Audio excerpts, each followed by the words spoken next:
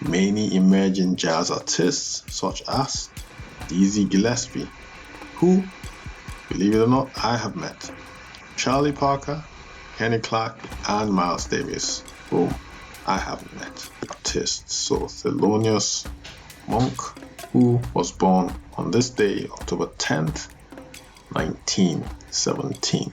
Some of you might be wondering, how did I get to meet Dizzy Gillespie? So this is Africa, the cradle of mankind's birth, where powerful kingdoms arose with stories of worth.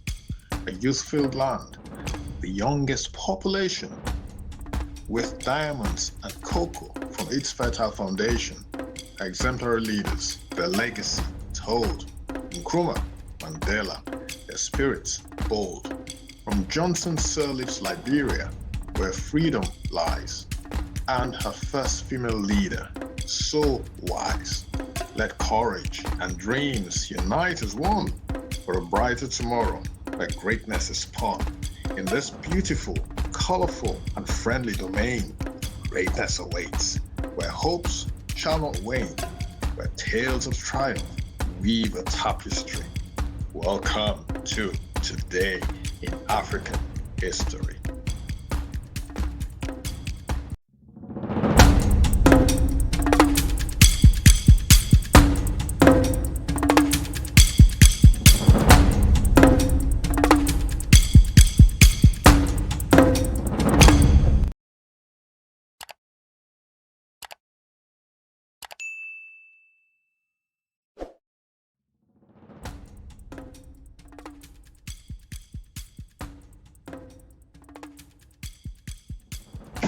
Pictured here is Thelonious Monk, popularly known as Thelonious Monk. He was an American jazz musician who is widely credited as being one of the creators of modern-day jazz. He was born on this day, October 10th, 1917, in Rocky Mount, North Carolina, to Thelonious and Barbara Monk. He had an older sister named Marion and a younger brother named Thomas. When he was 3 years old, his family moved to New York, where he started playing music. He taught himself to play the piano and later attended the Juilliard School of Music, where he studied music theory, harmony, and musical arrangements. He was enrolled at a prestigious high school named Stuyvesant High School, but dropped out before graduating. During his teenage years, he toured with an evangelist named Texas Warhorse. Wow, what a name! Texas Warhorse for an evangelist, for whom he played the church organ and later moved out to establish himself. He first found work as a pianist at a Manhattan nightclub named Minton's Playhouse, where he interacted with many emerging jazz artists such as Dizzy Gillespie, who, believe it or not, I have met, Charlie Parker, Kenny Clarke, and Miles Davis, whom I haven't met. So this was the time when his musical taste was developed, and he quoted his major influences as Duke Ellington and James P. Johnson. His first studio recording was made in 1944 with the Coleman Hawkins Quartet, with whom he continued to work until 1952. He also married Nellie Smith in the same year, with whom he had 2 children named after Monk's parents. In 1951, an unfortunate incident where he was caught in a car with his friend's narcotics caused him to lose his cabaret license. Without this, he was unable to perform in New York's cabaret clubs, which was a serious drawback to his career.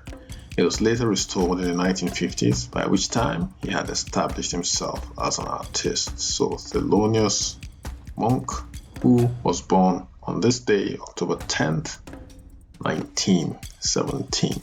Some of you might be wondering, how did I get to meet Dizzy Gillespie? It's a long story, guys. Well, I am originally from Nigeria, born in the UK, but was raised in Nigeria.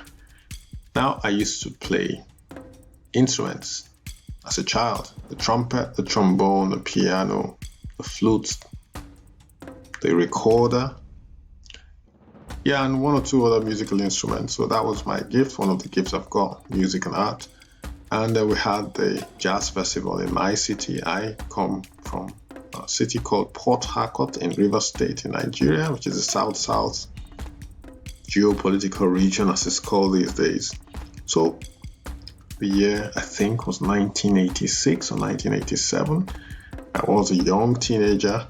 Dizzy Gillespie was in town for the Port Harcourt Jazz Festival.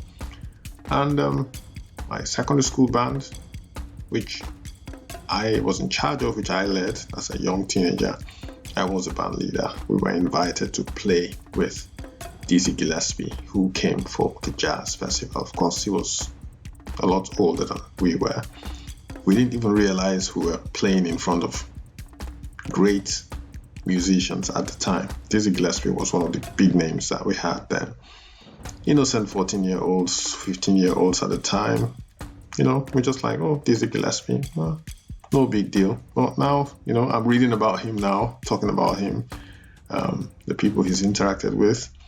But that's life, you meet people, they're people, yeah, they're great people, they've done things in their lives, which a lot of us haven't done, a lot of us haven't achieved, but at the end of the day, bottom line, they're still human beings, flesh and blood, just like me and you.